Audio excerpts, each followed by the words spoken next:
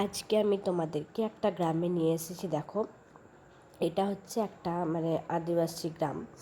তো এই মানুষ এই গ্রামটায় দেখো, বাড়িগুলো দেখো কি সুন্দর না, দারুণ সুন্দর। বেশিরভাগ বাড়ি মাটির তৈরি এবং মানে বাড়িগুলো সবগুলোই যেন একই রকম কালার ডিজাইন করা, দেখতেই সুন্দর লাগে। আমার তো এই বাড়িগুলো দেখতে খুব সুন্দর লাগে।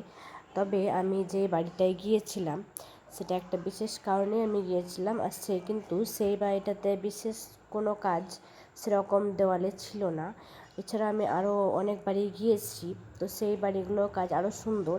যদি আমি পরে আবার যাই, যাবো আমি পরে, তখন আমি তোমাদেরকে সেই বাড়িগুলো দেখাবো। দেখবে কত সুন্দর সুন্দর বাড়ির কালার সবটাই হয়। আর এটা আমাদের অতীত দিনে একটা ঐতিহ্য বয়ে নিয়ে চলেছে এরা।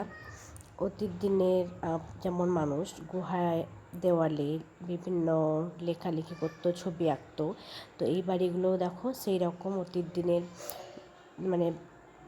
মতো দেওয়ালে ছবি আঁকা, কি সুন্দর। আর আমি যে বাড়িটায় গিয়েছিলাম সেই বাড়িটায় বিকেলে গিয়েছিলাম 5টার দিকে। তো আমার তারপরে ফিরেছিলাম মোটামুটি 1-1.5 ঘন্টা পরে। দেখো, আমি এ বাড়িটা ফিরে আসছি 6টা, 6:30টার দিকে। অন্ধকার হয়ে গিয়েছে একটু। তো আমি এর মধ্যে ফিরছি।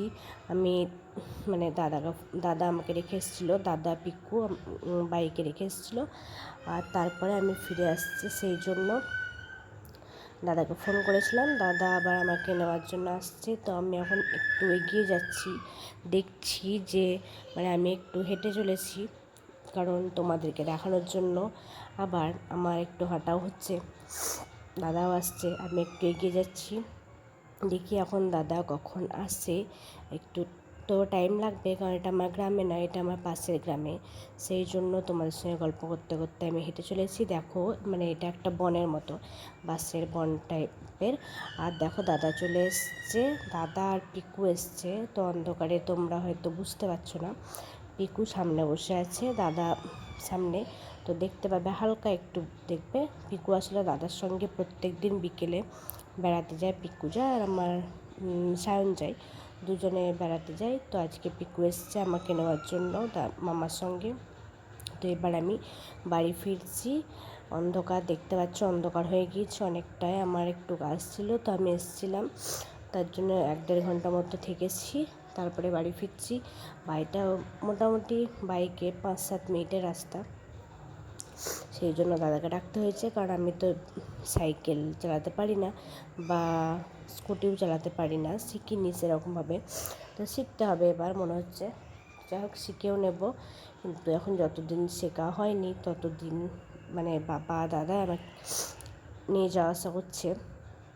কোথাও গেলে বাবা বা দাদার সঙ্গে আমি যাই, ওদের সঙ্গে। দেখো, চারিদিকে পরিবেশটা কি সুন্দর, সূর্য ডুবে যাচ্ছে, এরকম একটা পরিবেশ। দেখো, দেখতে সুন্দর লাগছে, আকাশটাও দেখতে খুব সুন্দর লাগছে। পাশে দেখো জমিগুলো রয়েছে, জমিতে সবজি লাগানো রয়েছে, ধান সবজি সমস্ত কিছু লাগানো রয়েছে, দেখতে পাচ্ছ।